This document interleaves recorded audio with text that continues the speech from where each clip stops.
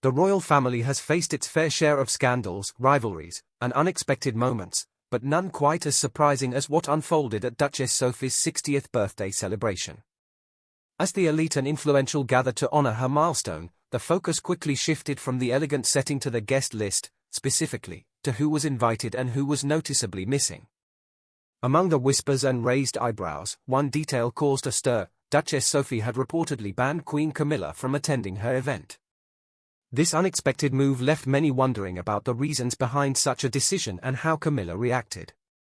Join us as we delve into the truth behind Duchess Sophie's bold stand and the ripple effect it created within the royal family. Duchess Sophie of Edinburgh marked her 60th birthday with a celebration that reflected her signature style, graceful yet grounded. Rather than hosting an extravagant royal affair, she chose a more intimate gathering at her private residence, Bagshot Park. The ambience was refined and serene, featuring soft candlelight and elegantly arranged flowers that conveyed sophistication without excess. Every element of the evening highlighted Sophie's balance of royal dignity and approachable charm. Guests were treated to a gourmet meal, carefully curated with flavors that reflected her personal favorites, and a string quartet provided gentle music, enhancing the tranquil mood. Attendees included close friends, high-ranking royals, and distinguished individuals who had shared meaningful experiences with her. Prince Edward stood proudly at her side, while Princess Anne, one of Sophie's closest royal allies, arrived early alongside key members of the Windsor family. Prince William and Princess Catherine also attended, further emphasizing Sophie's respected position within royal circles. Yet, one absence overshadowed the evening: Queen Camilla was nowhere to be seen. As the event unfolded, murmurs began to circulate. Some speculated that Camilla might have had scheduling conflicts, while others hinted at deeper reasons behind her non-attendance. Tensions mounted as insiders suggested Sophie may have deliberately excluded Camilla from the guest list, a move that would be both bold and revealing. For those aware of the long-standing strain between the two women, however, the decision wasn't entirely surprising. Over the years, public encounters between Sophie and Camilla had often appeared strained and distant, lacking warmth or familiarity.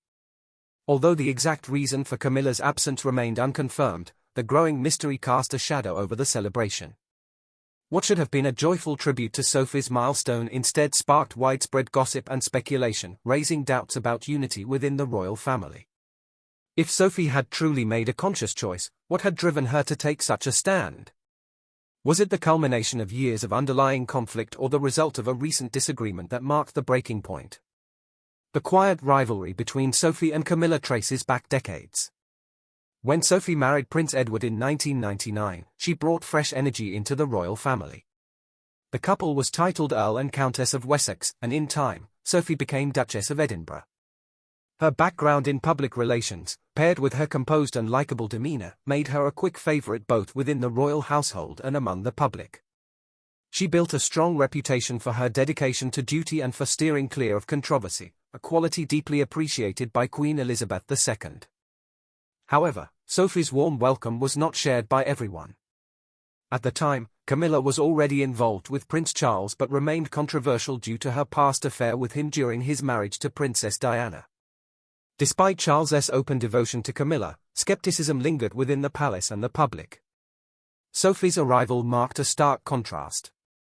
She was accepted with relative ease and became a trusted figure in the Queen's inner circle.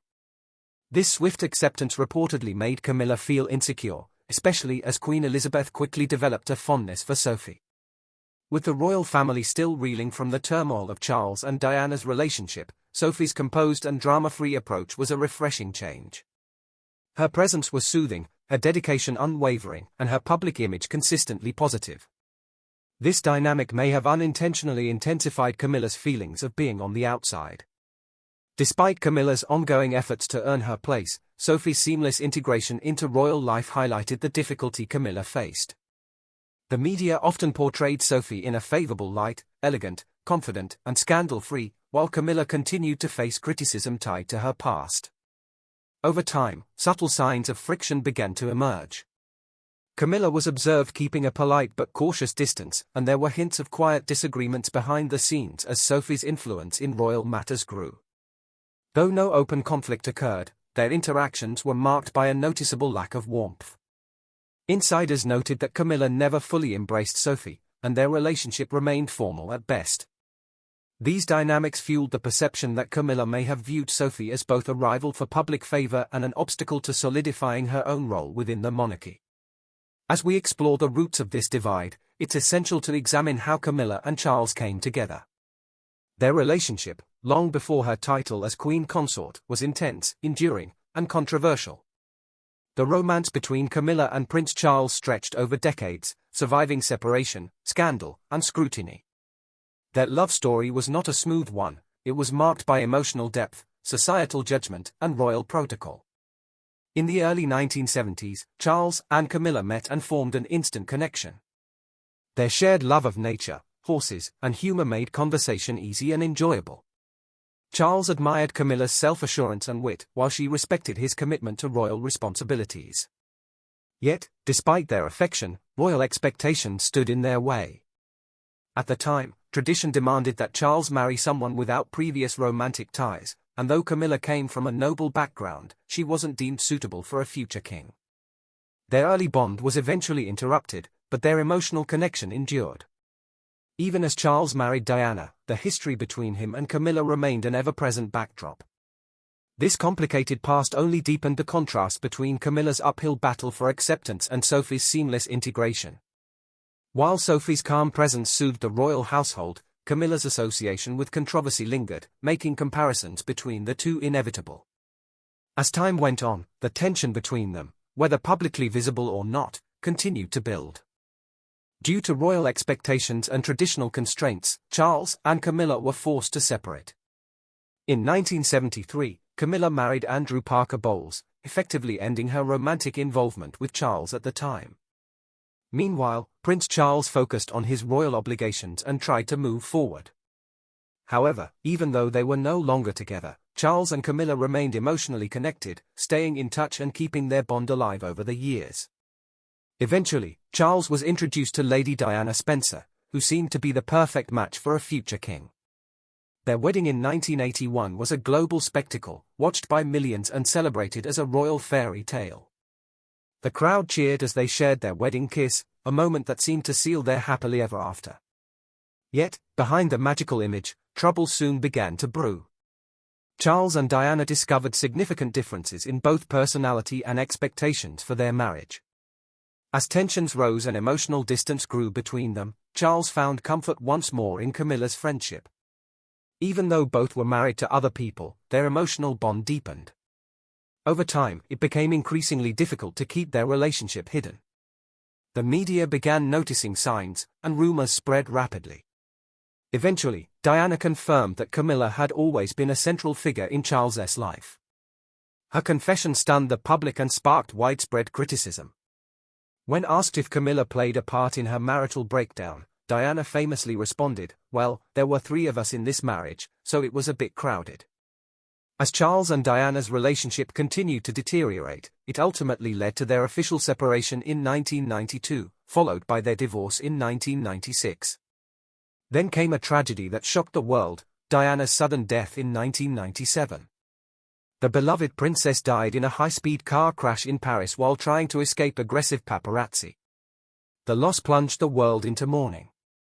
In the aftermath, Charles and Camilla chose to remain out of the spotlight, understanding that their relationship was still highly sensitive in the public eye. Over time, they slowly worked to rebuild their public image. Camilla began appearing more frequently at royal events alongside Charles, gradually integrating herself into official life. In 2005, after years of quietly enduring criticism and waiting for the right moment, Charles and Camilla finally married. The wedding, though understated compared to previous royal ceremonies, was deeply personal and symbolic. It marked the strength of a long-enduring relationship.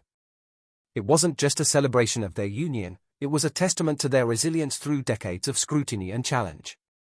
The underlying tension between Sophie and Camilla had been quietly growing ever since Sophie entered the royal fold. As she became more aware of the complex history between Camilla and Prince Charles, Sophie reportedly found it difficult to overlook the past. While some royal family members managed to look beyond Camilla's prior controversies, Sophie, deeply loyal to tradition, couldn't ignore the painful history involving Diana. The affair between Charles and Camilla not only destroyed a royal marriage but also cast a long shadow over the monarchy. Following Diana's tragic death, public hostility toward Camilla intensified. Many viewed her as a key figure in Diana's unhappiness, making her place within the royal family highly controversial. Known for her integrity and dedication, Sophie had cultivated a respectable public image since marrying Prince Edward. Her record was clean, elegant, dutiful, and without scandal.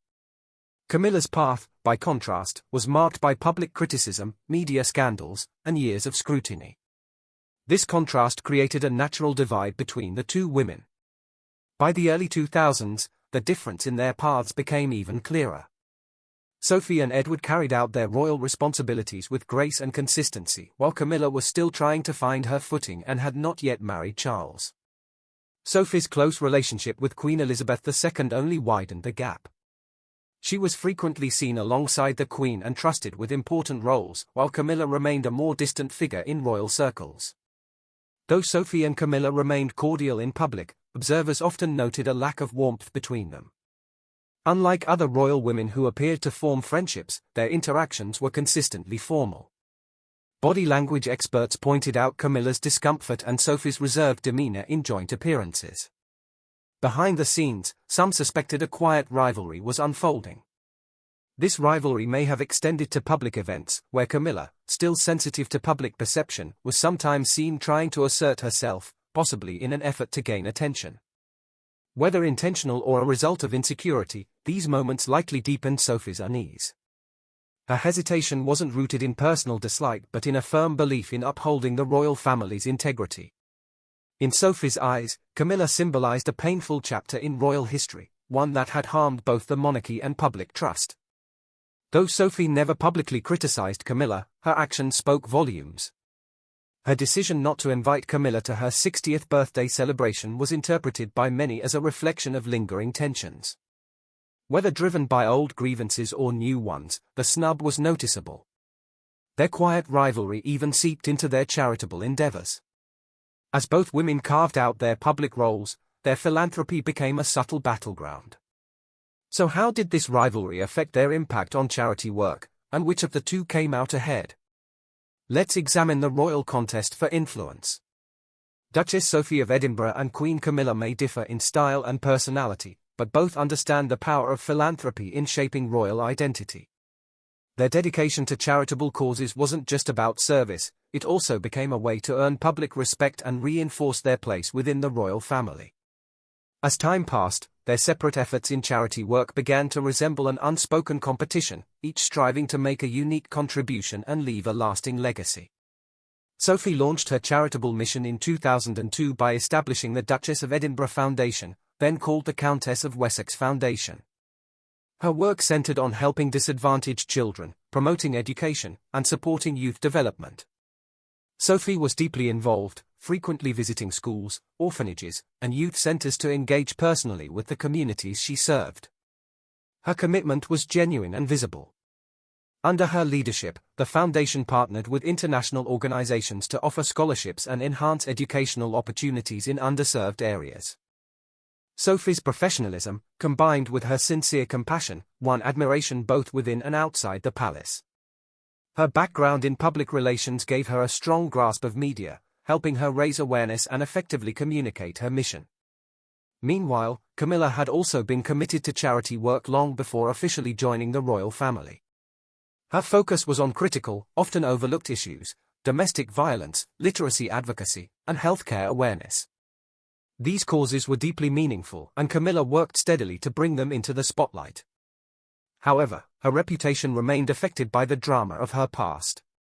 Many still associated her with the breakdown of Charles and Diana's marriage, which made it harder for the public to fully embrace her. Despite making tangible contributions, Camilla's journey toward earning public approval was long and challenging. As Sophie's reputation and public favor continued to grow, reports suggested that Camilla began feeling increasingly uneasy.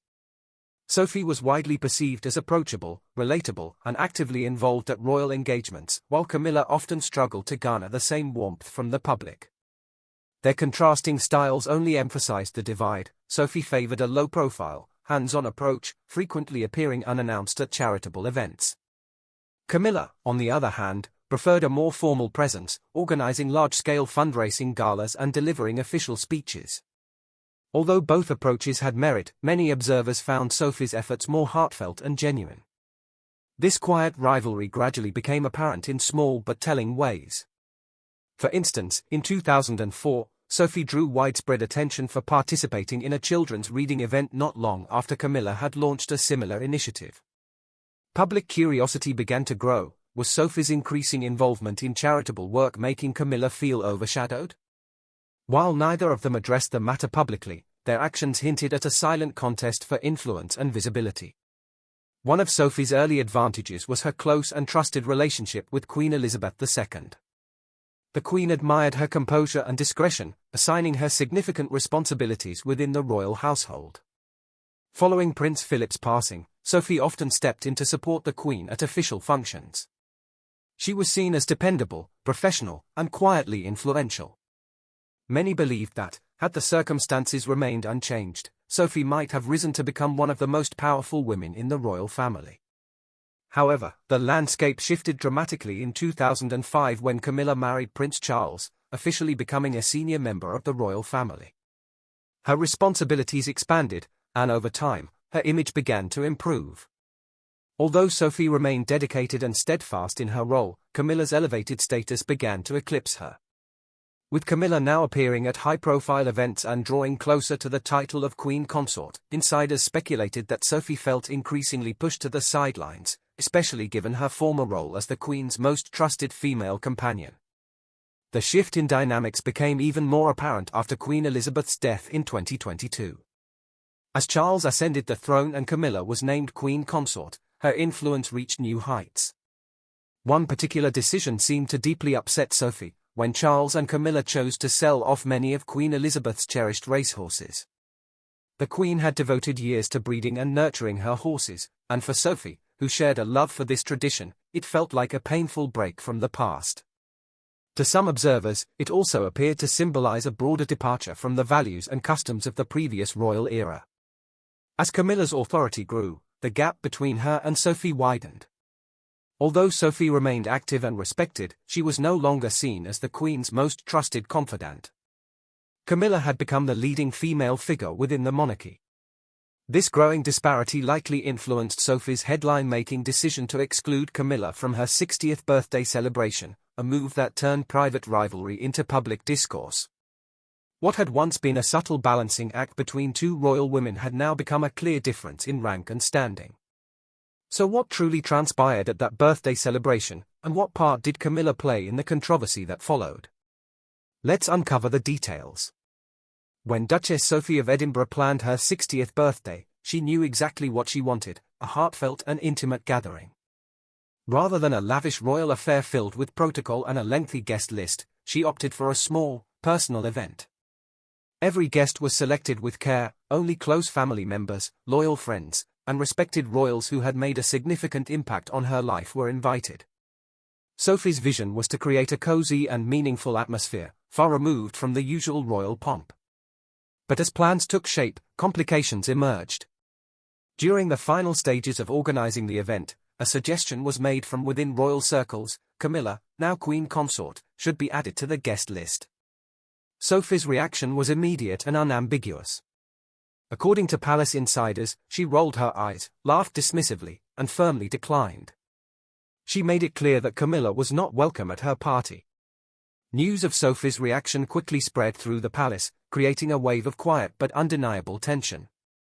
Many royal staff members were taken aback, even unsettled, by her directness. After all, royal protocol typically encourages a public show of unity, especially when dealing with someone of Camilla's high standing. When Camilla learned she had been deliberately excluded, she was reportedly furious. As Queen Consort, she felt entitled to the respect of her royal peers, regardless of any lingering personal differences. What made the rejection more painful was that it wasn't a mistake or oversight, it was a deliberate message. Sophie's discomfort with Camilla extended beyond personality differences. She had shared a deep and affectionate bond with Queen Elizabeth II and had disapproved of some of Camilla's actions since the Queen's passing, particularly the sale of the late monarch's prized racehorses. To Sophie, that decision represented a disregard for royal tradition and a shift in direction she strongly opposed. Rumors swirled that Camilla was so upset she considered crashing the party, arriving uninvited to assert her dominance and challenge Sophie's stance. Palace sources claimed Camilla viewed it as an opportunity to reinforce her authority and send a message that she could not be sidelined. But when this scenario was mentioned to Sophie, she reportedly remained calm and unbothered. Smiling, she allegedly replied that she doubted Camilla would be bold enough to appear uninvited. As the party day arrived, guests began to gather. Though the event was peaceful and filled with warmth, a subtle tension lingered in the air. Everyone wondered whether Camilla might arrive at the last minute. But as the evening wore on, it became clear Camilla would not be attending. Sophie's decision to leave Camilla off the guest list stirred significant drama behind palace walls. What may have seemed like a personal choice quickly escalated into a royal talking point, casting fresh doubts on the unity of the monarchy. The tension raised concerns about future royal interactions, especially when King Charles is present. Reports suggested that he was already aware of the situation, prompting speculation about whether he would intervene to de-escalate matters. The question on everyone's mind, would Sophie be compelled to reconcile, or would she hold her ground? Public opinion remains split. Some admire Sophie's boldness and her refusal to compromise on principle. They view her decision as empowering. Others fear that alienating the Queen Consort could spark deeper conflicts in the royal family. Camilla's position is solidified, an ongoing tension between her and Sophie could complicate future collaborations at official events. Yet, Sophie is not without influence. Her established ties and long-standing reputation make her an important figure in the royal hierarchy. Now, the pressing question is whether this rift can be repaired. Some royal analysts believe that both women, driven by their commitment to the crown, may eventually seek common ground. The monarchy thrives on unity and the appearance of cohesion. But others remain skeptical, believing the divide runs too deep. If King Charles steps in, his involvement could either help mend the relationship, or risk exacerbating it, depending on how it's handled. If left unresolved, the discord could have lasting consequences. Family gatherings may become tense, and future royal responsibilities could be affected. What do you think about Duchess Sophie's bold choice to exclude Camilla from her private estate? Share your thoughts in the comments, and don't forget to like and subscribe.